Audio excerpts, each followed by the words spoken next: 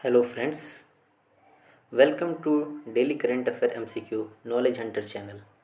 आज हम डिस्कस करेंगे द हिंदू, पीआईबी या अलग अलग सोर्सेस से जो आए न्यूज़ के बारे में और उनके एमसीक्यूज़ के बारे में।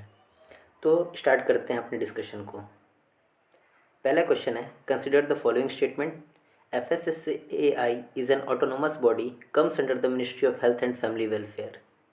It is headed by non executive chairperson appointed by president of India. आपको ये बताना है कौन सा स्टेटमेंट इसमें से करेक्ट है। आपका पहला ऑप्शन है वन ओनली, दूसरा टू ओनली, तीसरा बोथ ऑफ दीज, चौथा नन ऑफ द अबव। तो क्या लगता है आपको कौन सा इसमें से स्टेटमेंट सही है? देखिए, पहला स्टेटमेंट तो जो बोल रहा है वो सही बोल रहा है कि ये एक ऑटोनोमस बॉडी है और आती है ministry of health and family welfare के अंडर। लेकिन जो आप दूसरा स्टेटमेंट देख रहे हैं वो गलत है, क्योंकि ये अपॉइंट किए जाते हैं सेंट्रल गवर्नमेंट के द्वारा।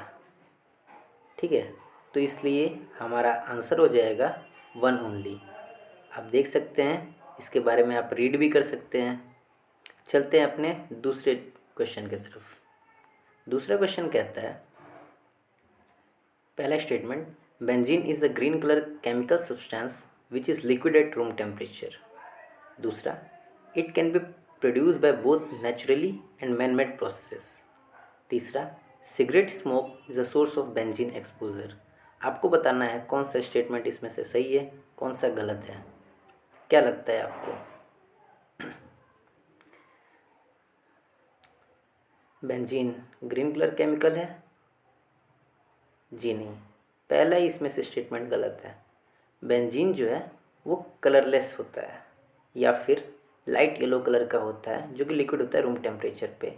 दूसरा स्टेटमेंट और तीसरा स्टेटमेंट बिल्कुल सही है कि ये बोथ नेचुरली और मैन मेड प्रोसेसेस से प्रोड्यूस होता है, और जो सिगरेट स्मोक करते हैं वो बेंजीन एक्सपोज़र उनको मिल जाता है। तो फिर ये बेंजीन वैसे कार्सिनोजेनिक सब्सटेंस इसको काउंट किया जाता है, उसके अंडर आता है ये। तो ये हमारे हेल्थ के लिए सही नहीं होता है। अभी रिसेंट न्यूज़ अगर आप देख रहे हो तो उसमें ड्राई शैम्पू के बारे में बताया गया है। ड्राई शैम्पू के कारण बहुत सारे लोगों को कैंसर की बीमारी हो रही है। तो इसलिए ये बेंजीन न्यूज़ में था, और यहाँ से आप रीड कर सकते हैं, आप देख भी सकते हैं कि बेंजीन लाइट येलो कलर का है या फिर कलरलेस भी इसे कह सकते हैं। बढ़ते हैं तीसरे क्वेश्चन की तरफ। Statue of prosperity recently news में है, कहाँ पे ये लोकेटेड है, कहाँ पे ये स्टैचू बनाया गया है?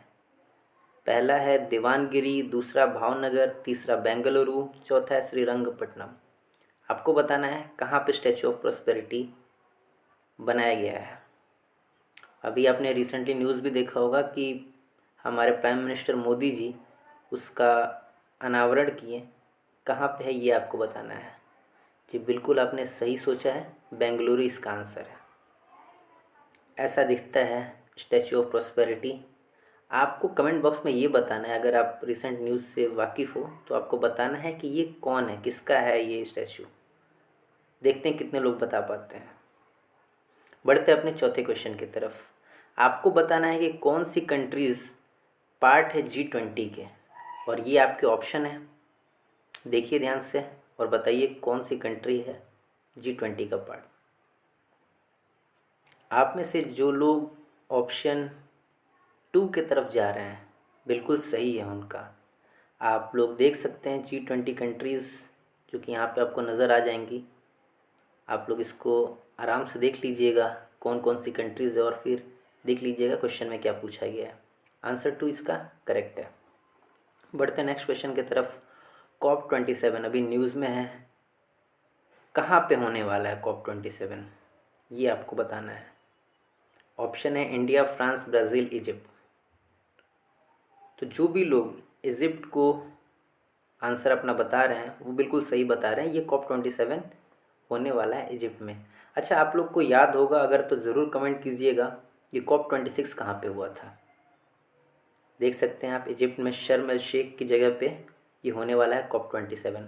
आप लोगों को कमेंट में बताना है कि COP26 कहाँ हुआ था। बढ़ते हैं नेक्स्ट क्वेश्चन की तरफ।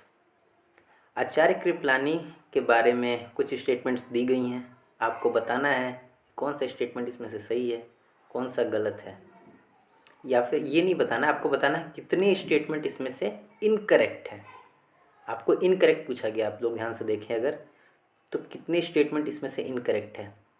पहला है कि he move the first ever no confidence movement in Lok Sabha in 1963। दूसरा है he was the president of INC at the time of independence.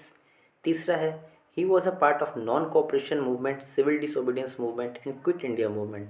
चौथा है he followed and praised Nehru policies and rule. तो आप लोगों को बताना है कितने स्टेटमेंट इसमें से इनकरेक्ट हैं। जिनका आंसर है सिंगल स्टेटमेंट, जो कि चौथा वाला स्टेटमेंट है, वो इनकरेक्ट है। आजकल आप लोगों ने देखा होगा तो यूपीएससी ऐसे ही क्वेश्चन पूछ रही है। आपने 2022 का क्वेश्चन पेपर देखा होगा तो ऐसे ही पूछ रही है कि कितने स्टेटमेंट इसमें से करेक्ट है या इनकरेक्ट है। तो आप लोग उसके लिए तैयार रहिएगा। तो ये चौथा जो ऑप्शन है, स्टेटमेंट है, चौथा स्टेटमेंट वो गलत है, क्योंकि ये क्रिटिक्स थे नेहरू के पॉलिसीज़ और उसके रूल्स के। तो ये आप देख सकते हैं उनकी फ़ोटो, आचार्य कृपलानी जी की। बढ़ते नेक्स्ट क्वेश्चन की तरफ। Putting a country under current currency monitoring list means that country is artificially lowering the value of its currency to gain an unfair advantage over others. दूसरा है the lower value of currency will lead to increase of export cost from that country.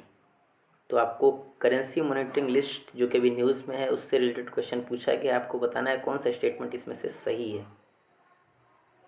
तो आप लोग देख सकते हैं कि पहला स्टेटमेंट तो बिल्कुल ही सही है। दूसरा वाला जो है the lower value of the currency will lead to,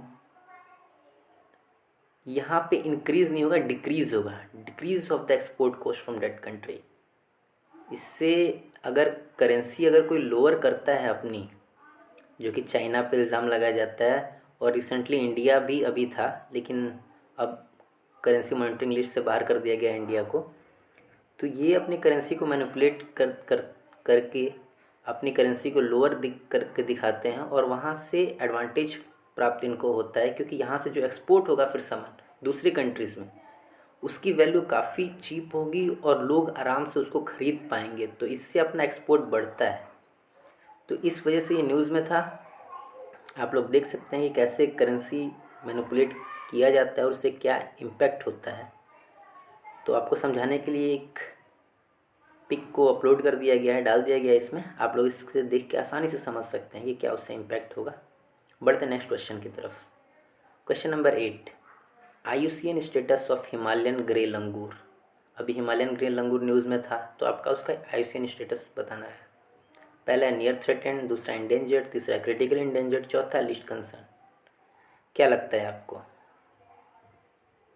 जो लोग भी अगर इंडेंजर्ड कैटेगरी में इसको देख रहे हैं और अपना आंसर बता रहे हैं, वो बिल्कुल सही बता रहे हैं। इंडेंजर्ड स्पीशीज़ में आता है हिमालयन ग्रे लंगूर, और ये अभी न्यूज़ में था, तो इसके बारे में जानना बहुत ज़्यादा ज़रूरी है। तो आप याद रखिएगा इसको कि ये इसका IUCN स्टेटस इंडेंजर्ड है।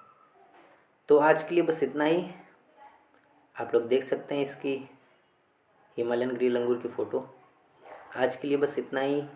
धन्यवाद आप सबका सुनने के लिए। और जो कुछ भी अगर आपको कमेंट में करना होगा, जो कुछ क्वेश्चन पूछने होंगे, आप लोग बिल्कुल कर सकते हैं, उसका जवाब ज़रूर दिया जाएगा। मिलते हैं कल अब।